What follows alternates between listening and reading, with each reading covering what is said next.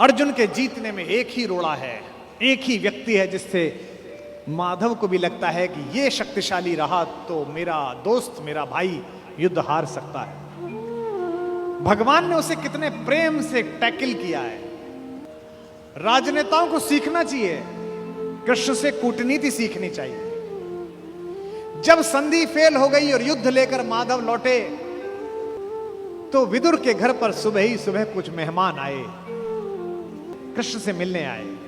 हम भी कहीं ठहरते हैं तो नगर के लोग मिलने आ जाते हैं, महत्वपूर्ण लोग मिलने आते हैं कि कुमार विश्वास है तो हम सब कवियों से मिलने लोग आते हैं। तो विदुर के द्वारपाल ने कहा कि अंगराज कर्ण आए हैं। विदुर ने पूछा कि क्या मुझसे मिलना चाहते हैं? उनसे कहिए राज्यसभा में मिले, अब मैं अपने अतिथि के साथ व्यस्त हूं। और अतिथि भी कौन? माखन चोर। द्वारपाल ने कहा जी नहीं, वो आपसे मिलना नहीं चाहते, वो आपके अतिथि से मिलना चाहते हैं। कृष्ण ने कहा उन्हें आदरपूर्वक अंदर लेकर आओ। कर्ण आए, कर्ण ने प्रणाम किया। युद्ध में दुर्योधन की पराजय हुई हो चाहे कुछ भी हुई हो, महाभारत के जिन चरित्रों में से एक चरित्र पर मैं अंदर तक फिदा हूं उनमें से एक कर्ण भी है। क्या योद्धा है, क्या अद्भुत। कृष्ण मुस्कुराए। कर्ण के चेहरे पर दुख और पश्चाताप का भाव था। कर्ण ने हाथ जोड़कर कहा माधव, मैं कल राज्यसभा में आपके साथ हुई बदतमीजी के लिए अपने मित्र दुर्योधन की ओर से आपसे क्षमा मांगने आया हूं। भगवान ने कहा ईश्वर तुम जैसा मित्र सबको दे जो इतने बड़े अपराध के बाद भी क्षमा मांगने के लिए आ जाता है, ऐसा मित्र सबको मिले। कर्ण ने कहा कि अगर आप मुझे थोड़ा सा भी माधव प्रेम करते हैं तो मेरे मित्र को क्षमा कर दीजिए। उसने गलती की, उसे दूत के साथ ये व्यवहार नहीं करना चाहिए था और आप जैसे दूत के साथ तो सोचना भी नहीं चाहिए था। भगवान ने कहा मैं उसे माफ कर दूंगा, लेकिन एक शर्त है कर्ण। अंगराज ने कहा कि इसी क्षण मैं आपको अंग प्रदेश का राज्य दे देता हूं, मेरा शरीर ले लीजिए पर मेरे मित्र को माफ कर दीजिए। कृष्ण ने कहा शरीर देने की इतनी उतावली में मत आओ अंगराज, समय तय हो चुका है, सबको देना पड़ेगा, तुमको भी देना पड़ेगा, सबका तय हो। कर सकते हो तो इतना करो, अब मैं वापस पांडवों के पास जा रहा हूं, हस्तिनापुर की सीमा तक मुझे छोड़ के आओ। उसने कहा इससे बड़ा सौभाग्य क्या होगा कि मैं आपको छोड़ने चलूं? आइए मेरे रथ में बैठिए। कृष्ण ने कहा कि ठीक है, मैं तुम्हारे रथ में बैठ जाता हूं। आपकी कार में कोई बहुत बड़ा आदमी बैठने लगे तो कभी भी ड्राइवर से गाड़ी मत चलवाना। ड्राइवर से कहना तू नीचे उतर, सवार बहुत बड़ा है, अब ड्राइव मैं करूंगा, गाड़ी खुद चलाना सदा। कर्ण ने अपने चालक से कहा कि नीचे उतर, इस रथ पर त्रैलोक्य का स्वामी बैठने वाला है, ड्राइव मैं करूंगा। और कर्ण तो ड्राइवर का ही लड़का है, सूत पुत्र है, उसको तो आता ही है रथ चलाना, रथ चालक का बेटा है। कर्ण रथ चलाने लगा। भगवान पीछे से उतरकर कर्ण के पास आकर बैठ गए और थोड़ी देर बाद उसका रथ छोड़कर उसे अपने रथ पर बिठा लिया। वहां भी वही रथ चलाने लगा। अब भगवान ने उससे बातचीत शुरू की।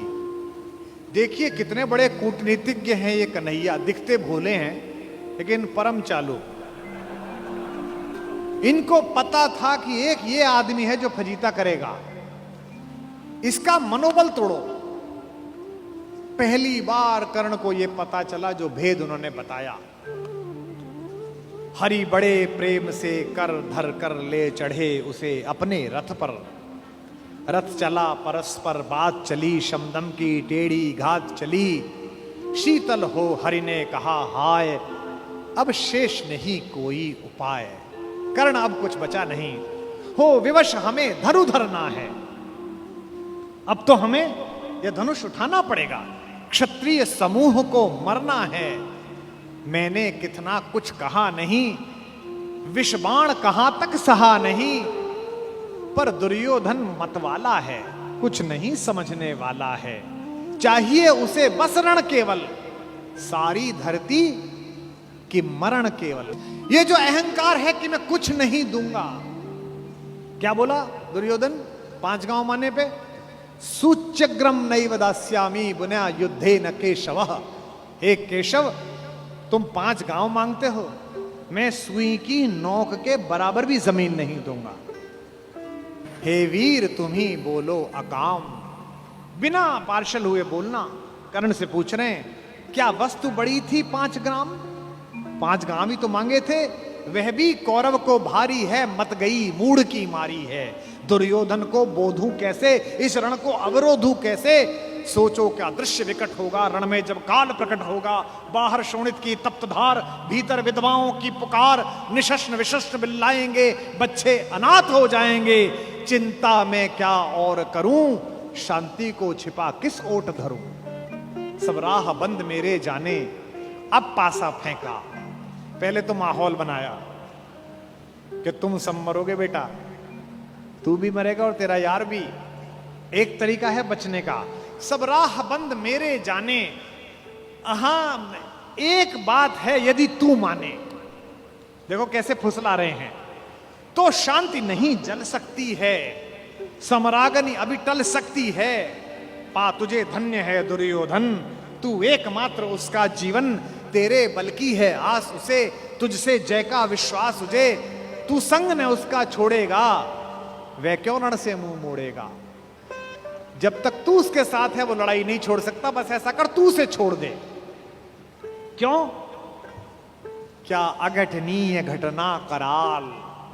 एक बात बताऊं तुझे कर्ण, एक बड़ी कराल घटना इस खानदान में हो गई है, तुझे पता नहीं है।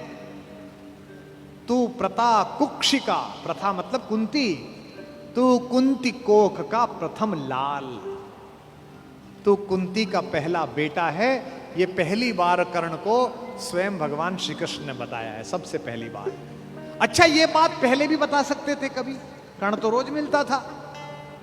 जब 14 साल का वनवास था तब बता देते। नहीं, अगर तुरुप का इक्का आ जाए तो शुरू में मत फेंको, बचा के रखो, फाइनल टेबल पे काम आएगा।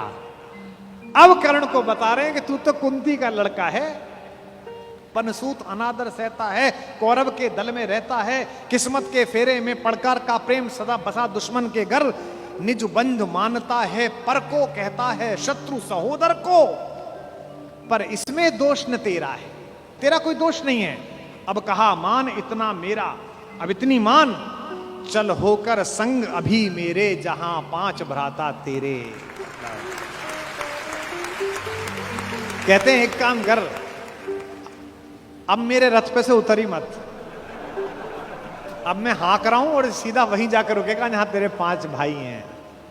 जिसको जिंदगी में किसी ने भाई नहीं कहा, जो मां की एक पुकार के लिए जीवन भर तरसा है, उसको जिंदगी का सबसे बड़ा प्रलोभन दे रहा है हमारा कान्हा। क्या कह रहा है? बिछुड़े भाई मिल जाएंगे, सब मिलकर मोद मनाएंगे। कुंती का त्यू ही परम तनय ज्येष्ठ, बल बुद्धिशील में परम श्रेष्ठ। और क्या करेगा? पद त्राण भीम पहनाएगा, भीम तेरे को चप्पल पहनाएगा। कैसे कैसे लालच है, कैबिनेट मिलेगी,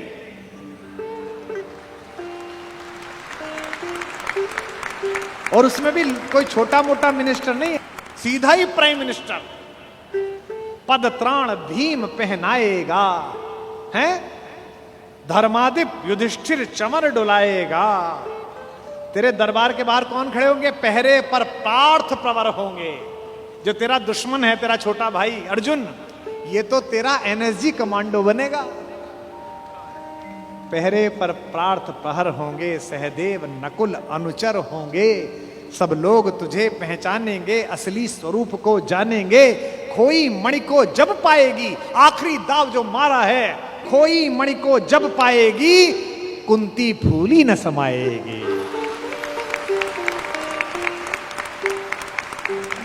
क्या लालच है, क्या लालच है। आहा हा हा।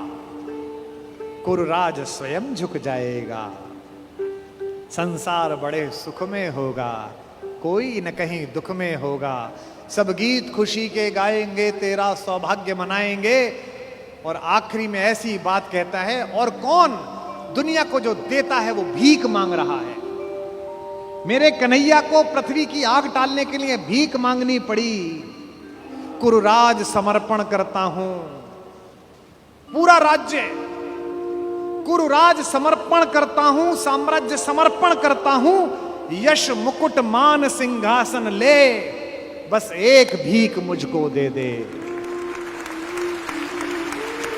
कौरव का तज रण शोक सखे, भूखा भावी हर शोक सखे। ये तो कन्हैया हैं जो इतनी स्ट्रेटेजी अपनाते हैं। किस लिए? देखो, ये बड़ा गहरा गणित है, इसको समझो। इस दाव को चलने में कृष्ण का कोई नुकसान नहीं है। अगर कर्ण इधर आ जाता तो महाभारत समाप्त हो जाती। और एक ऐसा योद्धा जो सुबह दोपहर शाम इसी बात की कसम खाता था कि अर्जुन को मारना है, इन पांडवों को मारना है, इसके कलेजे में यह बात डाल दो कि ये तेरे भाई हैं, तो जब युद्ध लड़ेगा तो थोड़ा तो हाथ कांपेगा, थोड़ा तो दिल के अंदर कुछ दुख दुख पैदा होगी। शत्रु की मानसिकता को कमजोर करना, शत्रु की मानसिकता पर प्रहार करना, यह काम है। लेकिन कृष्ण की इस कथा में थोड़ा स्मरण कर्ण का भी कर लो कि उस जैसा कोई आदमी भी पैदा नहीं हुआ जो इतनी सारी चीजों को ठुकरा दे और खुल के कह दे, ए ऋणी कर्ण का रोम रोम, जानते सत्य यह सूर्य सोम, तन मन दुर्योधन का है, यह जीवन दुर्योधन का है। और दो पंक्ति जो कही है कर्ण ने, मैं उसकी दृढ़ता को और उसके समर्पण को प्रणाम करता हूं। सुरपुर से भी मुख मोड़ूंगा, केशव मैं उसे न छोड़ूंगा।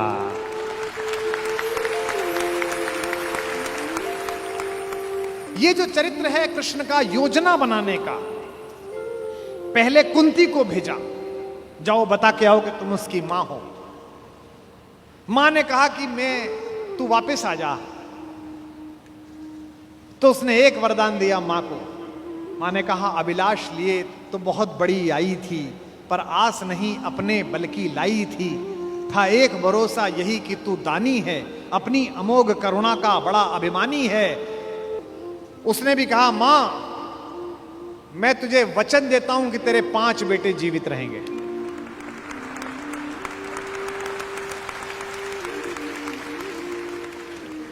इसका मतलब है कि कर्ण ने कहा कि युद्ध के बाद 5 बेटे जीवित रहेंगे। अर्जुन के अलावा किसी पर हथियार नहीं उठाऊंगा। अर्जुन मिलेगा तो छोड़ूंगा नहीं, अर्जुन मर गया तो युद्ध समाप्त करवा दूंगा, तब भी तेरे 5 बेटे जिंदा रहेंगे। खुलकर कहूंगा ये मेरी मां है। और अगर अर्जुन का दाव चल गया मां, तो तुझे पता और मुझे पता कि हम मां बेटे हैं, तेरे 5 बेटे जिंदा रहेंगे। जा मां, मैं तुझे वरदान देता हूं। तू दान दान रही किंतु क्यों माता, पुत्र ही रहेगा सदा जगत में दाता। मैं ही देता रहूंगा। दुनिया तो उससे सदा सभी कुछ लेगी, पर क्या माता भी उसे कभी कुछ देगी। मैं एक कर्ण अतएव मांग लेता हूं, बदले में तुझको 4 कर्ण देता हूं। छोड़ूंगा मैं तो कभी नहीं अर्जुन को, तोड़ूंगा कैसे स्वयं पुरातन प्रण को, पर अन्य पांडवों पर मैं कृपा करूंगा, पाकर भी उनका जीवन नहीं हरूंगा। और जिन्होंने महाभारत पढ़ी है उन्हें पता है कि जब कर्ण सेनापति बना, उस दिन उसने 4 पांडवों को 5 बार पकड़ के छोड़ दिया। भीम तो उसके रथ के आगे आके नृत्य करने लगा, गुस्से में रोता हुआ कि मुझे अपमानित करके छोड़ता है, मैं क्षत्रिय हूं, मेरा वध कर मुझे मार दे। और गालियां बकने लगा, तू सूत का पुत्र है, तुझे क्या पता कैसे लड़ा जाता है। भीम के रथ को तोड़ दिया अपने तीरों से कर्ण ने। उसी कर्ण को इन्होंने, जो पीछे खड़े मुस्कुरा रहे हैं, बिना शस्त्र के मरवा दिया। उसके हाथ में कोई धनुष नहीं और मरवा दिया। अर्जुन से कहा, मार, अभी मार। आपको लग सकता है कि ऐसा क्यों हो गया। यही कृष्ण है जो कूटनीति को इस प्रकार नियोजित करते हैं कि उसका तर्क भी साथ साथ देते हैं। रश्मिरथी में मेरे पिता में मेरे बाबा हमारे खानदान के बड़े दिनकर कहते हैं कि विपद में कर्ण को यो ग्रस्त पाकर, सराशनहीन अस्तव्यस्त पाकर, जगाकर पार्थ को भगवान बोले, खड़ा क्या देखता है मौन भोले। सराशन तान, बस यही अवसर यही है, तान मार इसको, घड़ी फिर और मिलने की नहीं है। विषख कोई बाण, बाण कोई गले के पार कर दे, अभी ही शत्रु का संहार कर दे। क्या कह रहे हैं कृष्ण? सोचो क्या कह रहे हैं। धर्म की धुरी लाने वाले, जिन्होंने पैदा होने से पहले यह कहा था कि भैया जब जब धर्म की हानि होगी तब तब मैं आऊंगा। यदा यदा ही धर्मस्य ग्लानिर्भवति भारत अभ्युत्थानम अधर्मस्य तदात्मानम सृजाम्य। हम धर्म की स्थापना के लिए आए हैं और निहत्ते को कह रहे हैं मार मार मार। ये क्या है? ये अधर्म है कि धर्म है? अब मैं तर्क दे रहा हूं कृष्ण की ओर से, जो कृष्ण ने उस समय तर्क दिए होंगे। कहते हैं श्रवण कर विश्व गुरु की देशना यह है, विजय के हेतु आतुर ऐशना यह है। सहम उठा जरा कुछ पार्थ का मन, विनय में ही मगर बोला अकिंचन। नरोचित किंतु क्या यह कर्म होगा, मलिन इससे नहीं क्या धर्म होगा। हंसे केशव वृथा हट ठानता है, अभी तू धर्म को क्या जानता है। कहूं जो पाल उसको धर्म है ये, मैं जो कह रहा हूं वो कर। हनन कर शत्रु का सत्कर्म है ये। क्रिया को छोड़ चिंतन में फंसेगा, उलटकर काल तुझको ही कसेगा। ये जो हमको सिखाते हैं कि हम दूसरे की सीमाओं का अतिक्रमण करके घर में जाके ना मार के आए, इनको पूछो कि जिस समय हिंदुस्तान के चौराहों पर बम फटते थे, इनको पूछो कि जम्मू कश्मीर में जाते हुए हमारे सीआरपीएफ के जवानों के मुंह पर मतदान के समय जाते हुए ये लफंगे चांटे मारते थे। इनको पूछो कि पड़ोसी के भीख मिले हथियारों से हिंदुस्तान की मां बेटियों को आतंकित करने वाले और केसर की क्यारी में बारूद भरने वालों को सीमा के अंदर पार घुस के मारा जाए कि ना मारा जाए। देश का एक एक बच्चा कहेगा कि मारा जाए। नहीं जब पार्थ को देखा सुधरते, हृदय में धर्म का टुक ध्यान धरते, समय के योग्य धीरज को संजोकर कहा राधे ने गंभीर होकर। अब कर्ण बोला, हर पापी, हर अनाचारी, हर दुष्ट जिसने दुष्टता में साथ दिया है वो ज्ञान देने लगता है। भूल गया अर्जुन के कौन ज्ञान दे रहा है। अर्जुन के अंदर भक्ति, मनुष्यता, भावना सब पैदा हो गई।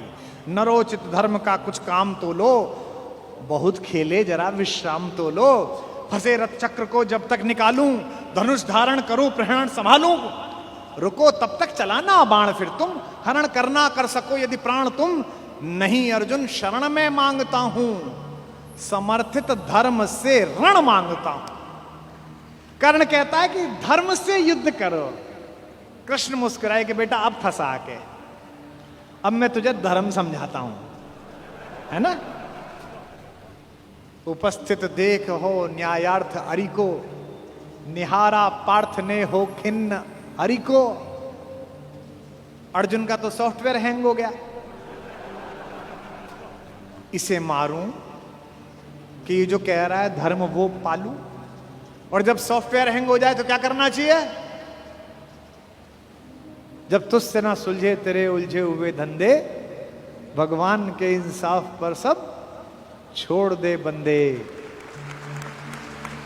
खुद ही तेरी मुश्किल को वो आसान करेगा, जो तू नहीं कर पाया वो भगवान करेगा। उपस्थित देख यो न्यायार्थ अरि को, निहारा पार्थ ने हो खिन्न हरि को। मगर भगवान किंचित भी न डोले। अभी तक तो हंस रहे थे, मुस्कुरा रहे थे, करते मार। जैसे ही कर्ण ने धर्म बोला, भगवान के अंदर से आग निकली।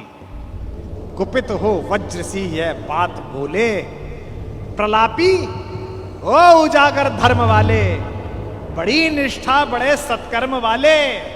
मरा अन्याय से अभिमन्यु जिस दिन, कहां पर सो रहा था धर्म उस दिन।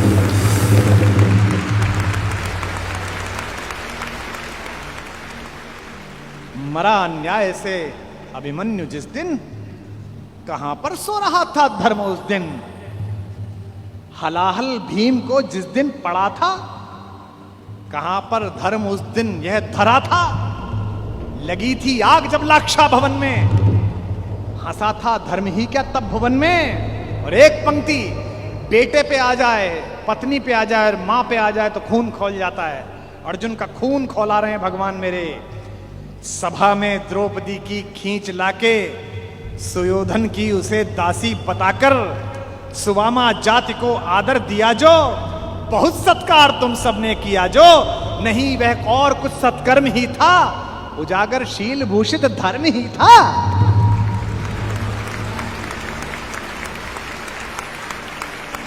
जिस दिन एक रजस्वला बेबस महिला को बाल से खींचकर तेरे दोस्त का नीच छोटा भाई लाया था, और तेरे उस तथाकथित मित्र ने अपनी जंघा पर हाथ मारा था कि यहां बैठेगी, उसी दिन तय हो गया था कि इस जंघा पर धर्म युद्ध के खिलाफ चोट पड़ेगी। जो युद्ध जानते हैं वो सब जानते हैं, जुए में हार कर धन धाम जिस दिन, हुए पांडव यति नष्काम जिस दिन, चले वनवास को तब धर्म था वह, शकुनियों का नहीं अपकर्म था वह। और कोई अपकर्म नहीं होता। कटी से नीचे प्रहार करना अधर्म है, लेकिन दुर्योधन की जंघा तोड़ी भीम ने, कोई नहीं। ये जो रणनीतिकार कृष्ण है। खांडव दहन हुआ, आप सबको पता है, आग लग गई, आग बुझी नहीं, इंद्र से भी नहीं बुझी। तो इंद्र ने अपने बेटे से कहा, अर्जुन से कहा कि भाई बुझा। सर्पों ने कहा कि बुझा। अर्जुन ने बादलों में तीर मारा और बादल बरसे। जब पुरुषार्थ आ जाता है तो तीर आदमी ऐसे ही मारता है, कभी बादल में मारता है, कभी जमीन में मारता है। पिता में भीष्म जब पड़े हुए थे शरशैया पर, उनके मुंह से निकला पानी। कोई सोने के मटका लाया, कोई चांदी के मटके लाए। उन्हें अर्जुन की तरफ देखा कि पड़पोते पानी। अर्जुन ने तीर मारा पृथ्वी पे।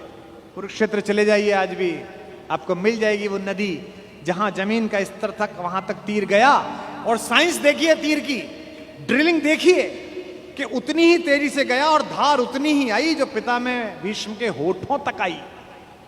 आज भी अर्जुन के तीर से निकली हुई इस नदी को हमारे उत्तर भारत में बाण गंगा कहा जाता है। कभी दर्शन करके आइए उसमें।